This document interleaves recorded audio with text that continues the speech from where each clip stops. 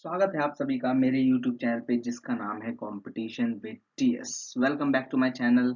और उम्मीद करता हूँ आप सभी लोग अच्छे होंगे और अपनी प्रिपरेशन को मजबूत कर रहे होंगे, अपनी प्रिपरेशन को बढ़िया तरीके से अंजाम दे रहे होंगे, जिससे कि अब की बार आखिरी बार का ये जो मंत्र है आपका वो होना चाहिए।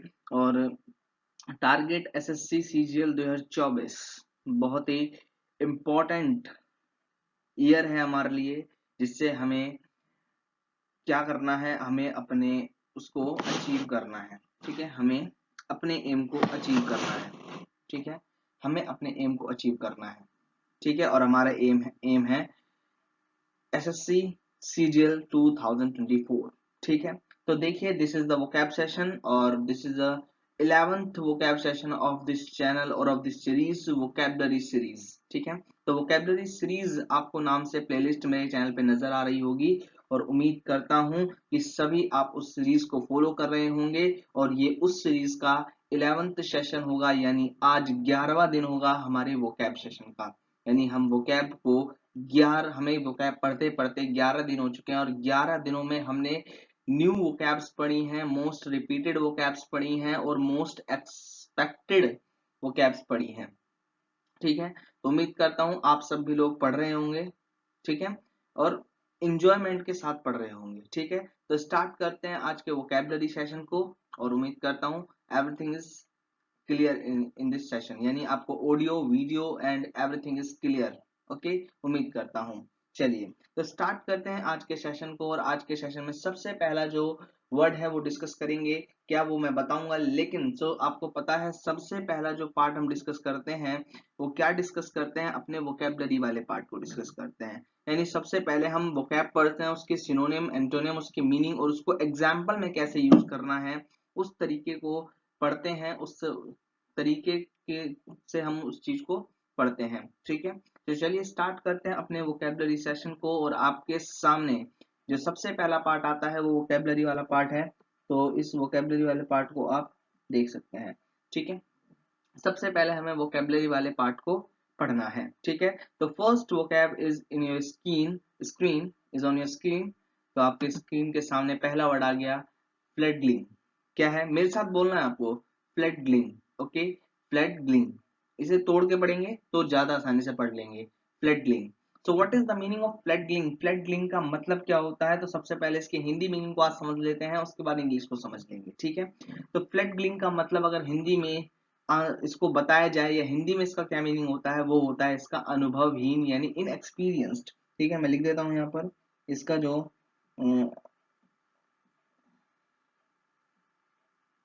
इसका जो हिंदी मीनिंग होता है वो क्या होता है?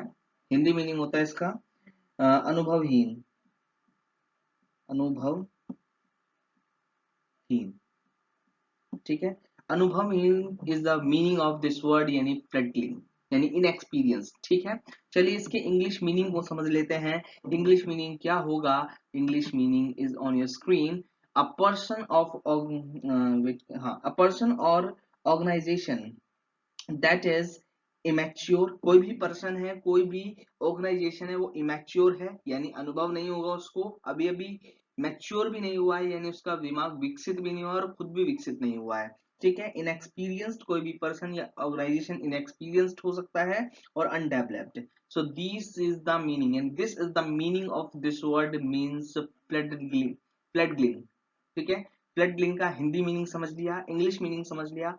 अब बात करते हैं इसके सिनोनिम्स की। और इसके सिनोनिम्स की बात करते हैं तो आपके स्क्रीन के सामने इसके सिनोनिम्स अब दिख रहे होंगे, ये रहे आपके सामने।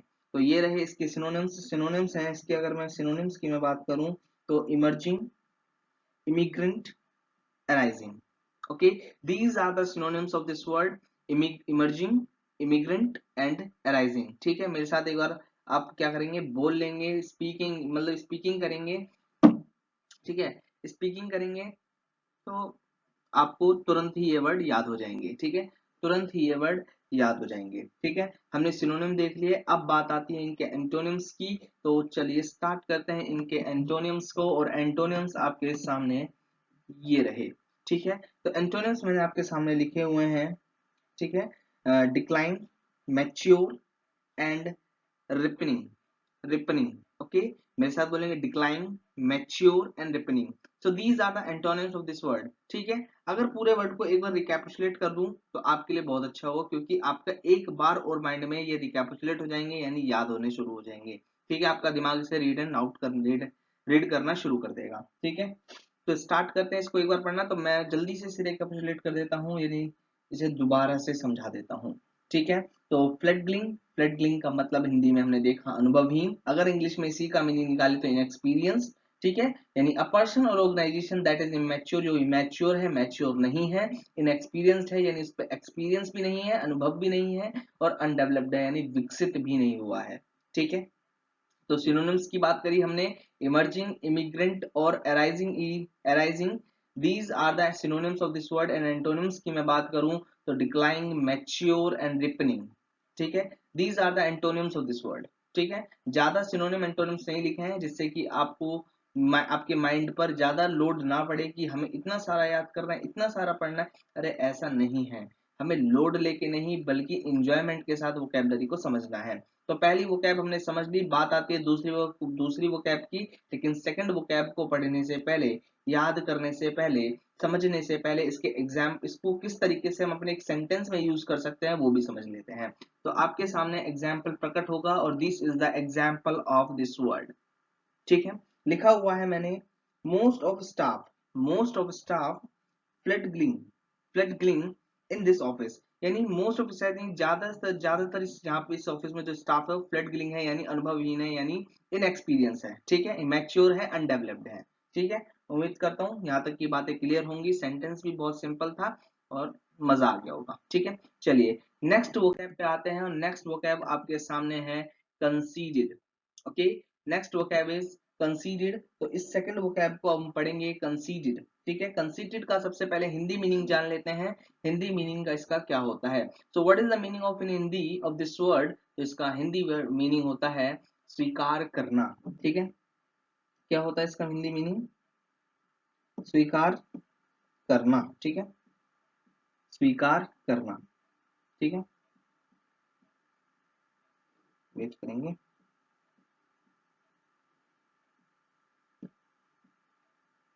स्वीकार,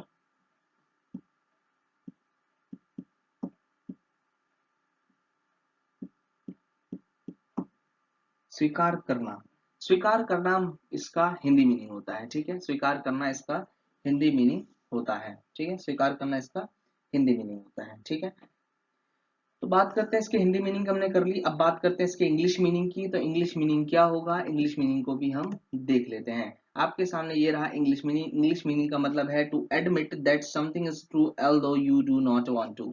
यानी देखो, इसका मतलब स्वीकार करना होता है किसी चीज को। लेकिन मैंने आपको थोड़ी सी बात बताई, यानी इसका जो पॉइंट है, यानी जो वर्ड है, आपको लग रहा होगा पॉजिटिव, यानी स्वीकार करना, टू एक्सेप्ट समथिंग। ठीक है, लेकिन इसका मतलब ये होता है, अगर एक्चुअली एग्जैक्टली मीनिंग की बात करूं तो स्वीकार करना तो होता है to accept something but you don't want to do, means you don't want to accept. ठीक है, आपने एक्सेप्ट कर लिया, स्वीकार कर लिया, लेकिन आप चाहते नहीं थे। ठीक है, आप चाहते नहीं थे, आपको जबरदस्ती, मजबूरी में उसे स्वीकार करना पड़ा, मजबूरी में आपको उसे स्वीकार करना पड़ा। ठीक है, तो उम्मीद करता हूँ एवरीथिंग इज क्लियर, आपको यहाँ पे चीज, यहाँ तक की चीजें समझ में आ गई होगी। और नहीं समझ में आई होगी तो कमेंट सेक्शन खुला हुआ है, आप क्या करेंगे, वहां पर अपना डाउट टाइप करेंगे, या फिर कोई भी न्यू वर्ड आपको मिलता है तो आप मुझे वो बताएंगे, मैं उसका मीनिंग या फिर उसे इस सेशन में जोड़ने का काम करूंगा। यानी उस सेशन, उन्हीं वर्ड्स को मैं इस सेशन में जोड़ के आपको डिटेल वे में उसे समझा दूंगा। ठीक है, चलिए, तो हमने इसके हिंदी मीनिंग और इंग्लिश मीनिंग दोनों को समझ लिया। यानी स्वीकार करना, to accept something but you don't want to, यानी आप उसे नहीं चाहते हैं। आपने स्वीकार तो कर लिया लेकिन आप चाहते नहीं हैं। ठीक है, आप चाहते नहीं हैं। चलिए इसके सिनोनिम्स की बात कर लेते हैं। सिनोनिम्स आपके सामने ये रहे, और सिनोनिम्स की मैं बात करूं तो इसका मतलब सिनोनिम्स हो जाएंगे एंटोनियम्स, एक्नॉलेज एंड एक्सेप्ट। ठीक है, सिनोनिम्स के हो जाएंगे admit, acknowledge and accept. These are the synonyms of this word. And अब बात करते हैं इसके एंटोनिम्स की। सिनोनिम्स बहुत ही सिंपल है, आप याद कर सकते हैं, आपको याद भी हो जाएंगे। ठीक है, बस आपको यहाँ पे कंसीड ही याद करना पड़ेगा। चलिए इसके एंटोनिम्स की मैं बात करता हूँ। एंटोनिम्स की मैं बात करूँ तो एंटोनिम्स आपके सामने ये रहे। एंटोनिम्स किसके हैं, deny, disavow, differ, disaffirm. Okay, deny, disavow, deny, disavow, disaffirm. Okay, these are the antonyms of this word. ठीक है, यहाँ तक की बात क्लियर? ठीक है, यहाँ तक की बात क्लियर है तो एक बार कमेंट में यस लिख देंगे और फिर हम आगे चलते हैं। ठीक है, अब हम आगे चलते हैं। चलिए, तो देखिए, सिनोनिम्स एंटोनिम्स देख लिए, इसके मीनिंग को भी देख लिया हमने, इसके मीनिंग को भी देख लिया। अब बात करते हैं हम इसके इसके मीनिंग को भी देख लिया। अब हम बात करते हैं इसके एग्जाम्पल की। ठीक है, तो एग्जाम्पल की मैं बात करूं तो एग्जाम्पल ये रहा आपके सामने। ठीक है, एग्जाम्पल की मैं बात करूं तो एग्जाम्पल देखते हैं। In that situation had to concede, तो कंसीड को मैंने हाईलाइट कर रखा है, दिस टर्म्स एंड कंडीशंस। ठीक है, इन दिस सिचुएशन, इस सिचुएशन में मुझे इसे स्वीकार करना पड़ा था, यानी इन टर्म्स एंड कंडीशन को स्वीकार करना पड़ा था, लेकिन मैं चाहता नहीं था। वो सिचुएशन ऐसी थी, वो मुझे मजबूरी बना, उन्होंने मेरी मतलब इस सिचुएशन में हमें मजबूर कर दिया था। हमें मतलब इस सिचुएशन ने हमें मजबूर कर दिया था कि हम इस टर्म्स एंड कंडीशन को एक्सेप्ट करें। ठीक है, चाहते नहीं थे, बल्कि हम चाहते नहीं थे, इस बात को ध्यान रखना है, चाहते नहीं थे।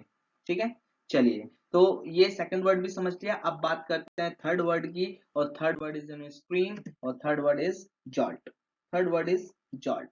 So third word is jolt. Jolt का मतलब क्या होता है? जोल्ट का मतलब क्या होता है, तो सबसे पहले इसके हिंदी मीनिंग की बात करूं तो जोल्ट का मतलब होता है झटका। ठीक है, क्या होता है? झटका।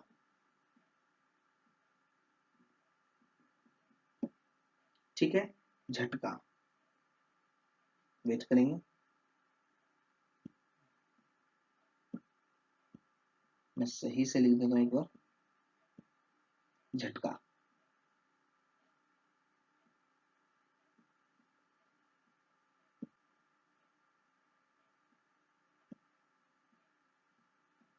झटका। झटका is the meaning of this word, यानी एकदम से झटका लगता है ना, झटका, यानी आपके माइंड को, आपको शॉक लगना, एकदम से शॉक हो जाना, है ना, इसका मतलब वही है। ये मतलब झटका नहीं कि बिजली का झटका लग गया, है ना, इतने वोल्ट का करंट लग गया वाला जोड़ नहीं है। ठीक है, आपको एकदम से झटका लगा, आप शॉक हो गए एकदम से, ये वाला वर्ड है। ठीक है, तो this this is the meaning of this word, झटका। ठीक है, जोल्ट का मीनिंग क्या हो गया? झटका। इसके हिंदी मीनिंग को समझ लिया। अब हम बात करते हैं इसके इंग्लिश मीनिंग की। What is the English meaning of this word? This word English में भी यही निकलेगा, झटका। ठीक है, लेकिन थोड़ा सा हम स्टेटमेंट में देख लेंगे तो हमारे को चीजें क्लियर हो जाती हैं। ठीक है, तो लिखा हुआ है मैंने इसका मतलब, पुश और शेक, पुश और शेक समवन और समथिंग एब्रप्टली और रफली। पुश और शेक, यानी पुश यानी धक्का देना, पुश करना, या फिर शेक हिलाना, इस तरीके से पूरे बॉडी को हिला देना। ठीक है, तो पुश करना है, शेक करना है। जब देखो आपको कोई पुश करेगा, क्या करे, पुश, तो आपको झटका लगेगा कि किसने मारा।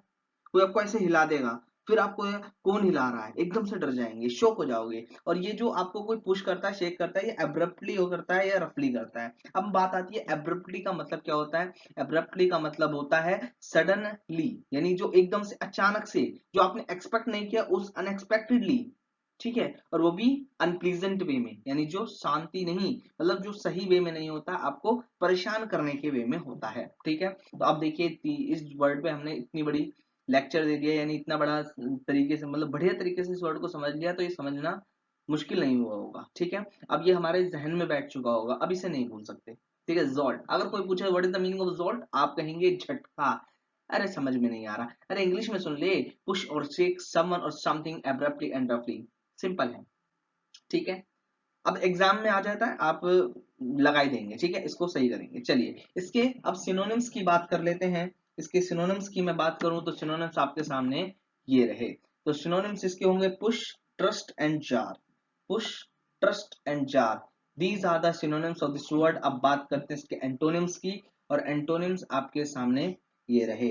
एंटोनिम्स आपके सामने ये रहे, काम, बोर, ठीक है, यहाँ पे कोमा लगा लेना, डिप्रेस, डेडन, कॉमन, ठीक है, sorry, comfort, expect, compose, dull, jade, these are the antonyms of this word. यानी मैंने आपको यहाँ पे सिनोनिम्स कम, एंटोनिम्स ज्यादा दिए हैं, जिससे कि जो सिनोनिम्स की पूर्ति है वो एंटोनिम्स कर दें। ठीक है, तो जॉल्ट मीनिंग झटका, इंग्लिश मीनिंग समझ चुके हैं। सिनोनिम्स है push, trust and jar, and antonyms हो गए calm, bore, depress, deaden, comfort, accept, expect, compose, dull, jade. These are the antonyms of this word. ठीक है, चलिए अब हम बात करते हैं इसके एग्जाम्पल की। अगर इसे एग्जाम्पल के थ्रू समझ लें, इसको एक स्टेटमेंट में यूज कर लें तो ये हमारे लिए बहुत ही सिंपल हो जाएगा। ठीक है, इसका एग्जाम्पल क्या होगा, इसको देखते हैं। ठीक है, इसका एग्जाम्पल क्या होगा, example is this, When I saw a ghost in my room, जब मैंने अपने रूम में भूत देखा, When I saw a ghost in my room, I feel jolted in my heart, मेरे दिल में एकदम से झटका लगा। कहते हैं ना, एकदम से भूत देख लो झटका लग जाता, ऐसे हाय हाय हाय हाय, ठीक है, ऐसे नहीं, है ना, ऐसे ही लगता है झटका। ठीक है, एकदम से जब आपको कोई झटका भी दे देता है, कोई पुश भी कर देता है, आपको कोई थपकी सी दे देता है, तो आप क्या करते हैं, एकदम डर जाता है, अरे भाई कौन है, अरे भाई कौन है, इस तरीके से करते नहीं करते हैं। तो यही इसका मतलब होता है, इसे आप रियल लाइफ में भी यूज करते हैं, है ना। तो कह सकते हैं डोंट जॉल्ट मी, यार मुझे ऐसे तरह की झटका मत दो, आई फीलिंग बेकार, ठीक है, मैं फील बेकार करता हूँ, ठीक है, मुझे अच्छा नहीं लगता है ना, मैं डर जाता हूँ, I am feeling threatened. Okay, चलिए, तो दिस वर्ड भी हम, मतलब यह वर्ड भी हम कवर कर चुके हैं। अब बात करते हैं नेक्स्ट वर्ड की, और नेक्स्ट वर्ड आपके सामने ये रहा।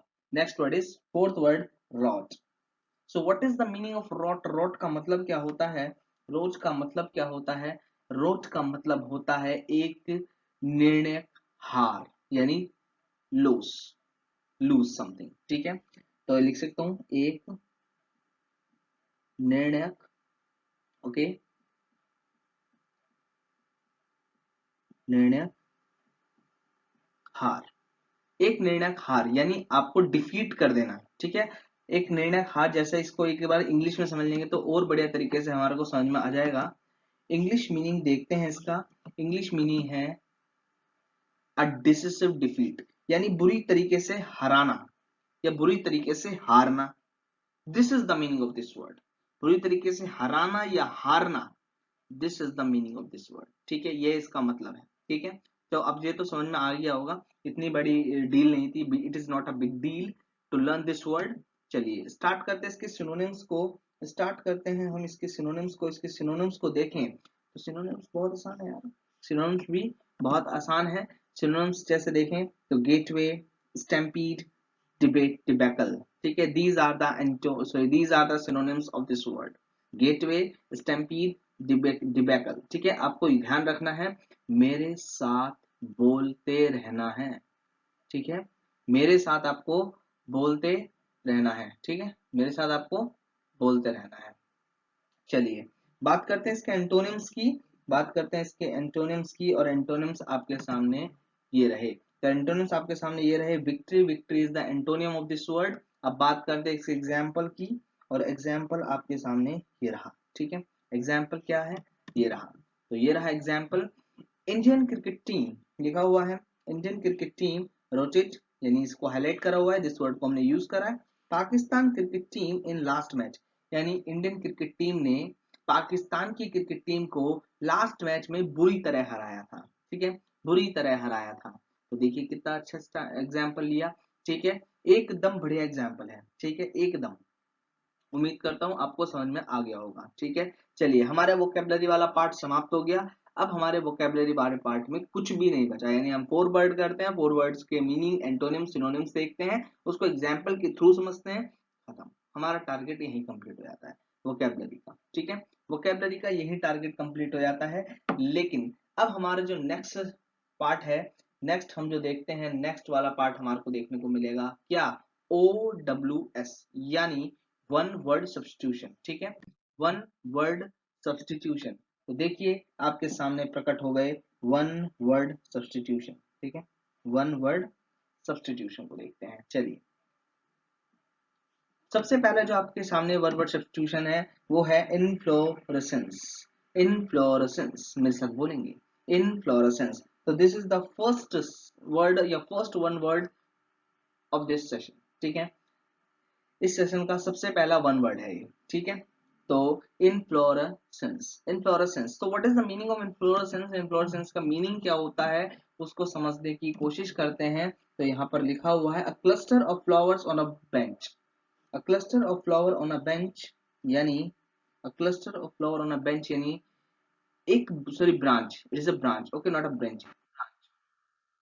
देखिए ब्रांच का, ब्रांच आपने देखा हो टहनी, एक पेड़ की टहनी पर जब बहुत सारे फूल लगे होते हैं, उसी को इनफ्लोरेसेंस का, इनफ्लोरेसेंस कहते हैं। क्या कहते हैं, इनफ्लोरेसेंस कहते हैं। ठीक है, क्या कहते हैं? इनफ्लोरेसेंस कहते हैं। ठीक है, उम्मीद करता हूँ ये भी समझ में आ गया होगा। चलिए बढ़ते हैं नेक्स्ट वन वर्ड पर, और second one word is indelible. So what is the meaning of indelible? Indelible का मतलब क्या होता है? इसका मतलब मैं आपको बताता हूँ, जिसे मिटाया नहीं जा सकता। ठीक है, इसका मतलब क्या होता है? जिसे मिटाया नहीं जा सकता। ठीक है, इसका मीनिंग क्या होता है? जिसे मिटाया नहीं जा सकता। इंग्लिश में एक बार पढ़ लेते हैं तो हमारे को और क्लियर हो जाएगा। That which can not be effaced, that which can not be effaced. ठीक है, जिसे हम मिटा नहीं सकते। ठीक है, जिसे हम मिटा नहीं सकते। ठीक है, ठीक है, चलिए नेक्स्ट बात करते हैं। नेक्स्ट वाला पार्ट हमारा आएगा मिस स्पेल्ट वर्ड। ठीक है, मिस स्पेल्ट वर्ड। तो इस पार्ट को करने से पहले हमें आपसे कुछ बात कहना चाहता हूं। अगर आप सेशन पे नए हैं तो लाइक एंड सब्सक्राइब करना। ठीक है, इस वीडियो को लाइक करना, चैनल पे नए हैं तो सब्सक्राइब करना, बेल आइकन दबाना मत भूलना, क्योंकि आने वाले सेशंस आपको सबसे पहले दिखेंगे। और जब आपको आने वाले सेशन सबसे पहले दिखेंगे तो बताइए आपकी वोकैब पावर सबसे पहले मजबूत होगी नहीं होगी? कमेंट में मुझे बताएंगे इस बात का आंसर। चलिए तो स्टार्ट करते हैं आज के मिस स्पेल्ट वर्ड को। तो सबसे पहले हम आपके सामने कुछ क्वेश्चंस देखेंगे। तो मैं आपके सामने कुछ क्वेश्चंस रखता हूं। तो देखिए, सबसे पहले हम क्वेश्चन नंबर 1 को देखते हैं। क्वेश्चन नंबर 1 आपके सामने, इसको सॉल्व करने के लिए आपके पास है 5 सेकंड्स। चलिए स्टार्ट करिए, आपका समय होता है स्टार्ट अब। ठीक है,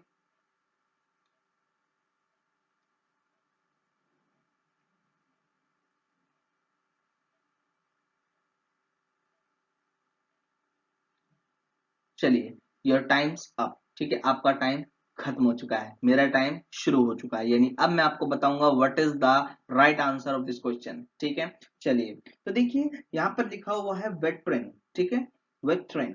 सो what is the meaning of veteran? Veteran का मीनिंग क्या होता है ये समझेंगे, लेकिन सबसे पहले इसकी सही स्पेलिंग क्या होती है वो हम समझेंगे। ठीक है, और स्पेलिंग को आपको याद करना है, समझना है, आपको सही आंसर को टिक करके आना है। तो आपको क्या करना पड़ेगा? आपको हर एक स्पेलिंग जो भी मैं आपको करा रहा हूँ, आपको एक बार 5 5 बार लिखनी है। 5 5 बार लिखोगे कभी नहीं भूलोगे। ठीक है, 5 टाइम्स लिखनी है आपको। ठीक है, चलिए तो इसमें देखते हैं कौन सा आंसर हमारा ठीक होगा। ठीक है, तो लिखा हुआ है वेटरन। तो वेटरन कोई वर्ड नहीं होता, पहली बात तो। ठीक है, वेटरन कोई वर्ड नहीं होता। ठीक है, वेटरन कोई वर्ड नहीं होता। ठीक है, तो ये गलत हो गया। तो वेटरन होता है क्या? वेटरन होता है, वेटरन भी कोई वर्ड नहीं होता। VETRIAN भी कोई वर्ड नहीं होता, और VETAREN वाला भी कोई वर्ड नहीं होता। यानी ये तीनों ही गलत हैं। Right answer is VETERAN, veteran. Okay, veteran. ठीक है, तो आंसर कौन सा ठीक है?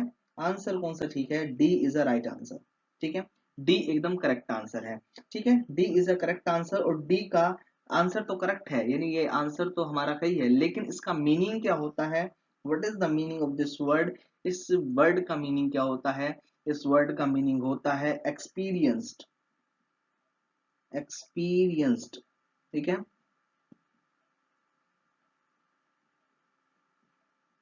Experienced. Experienced is the meaning of this word, यानी वेटरन। ठीक है, चलिए क्वेश्चन नंबर सेकंड आपके सामने, जल्दी से इसे सॉल्व करिए। आपके पास है 5 सेकेंड्स।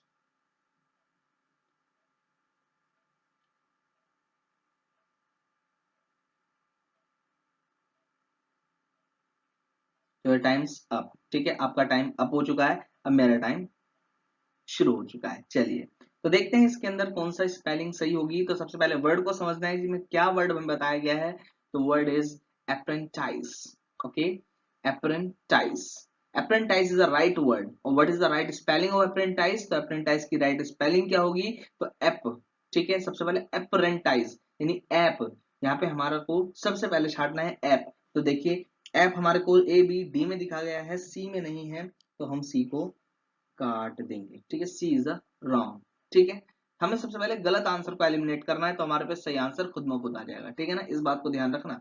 चलिए अब देखते हैं अप्रेंटाइज, APPRANTIC होता है या ENTIC होता है, इस बात को भी समझेंगे। लेकिन क्या TTIC ही होता है कभी? इस बात को भी ध्यान रखना है, यानी ये भी गलत ऑप्शन है अप्रेंटाइज। ओके, तो सही आंसर क्या है? सही आंसर है हमारा बी, ठीक है, तो हमारा डी भी गलत है, अप्रेंटाइज APPRENTIC होता है अप्रेंटाइज। ओके, तो सही जो आंसर होगा, सही आंसर है हमारा D, D is a right answer. Okay, D is a right answer. अब बात करते हैं, डी तो सही आंसर है, लेकिन इसका मतलब क्या होता है? ठीक है, इसका मतलब क्या होता है? What is the meaning of this word?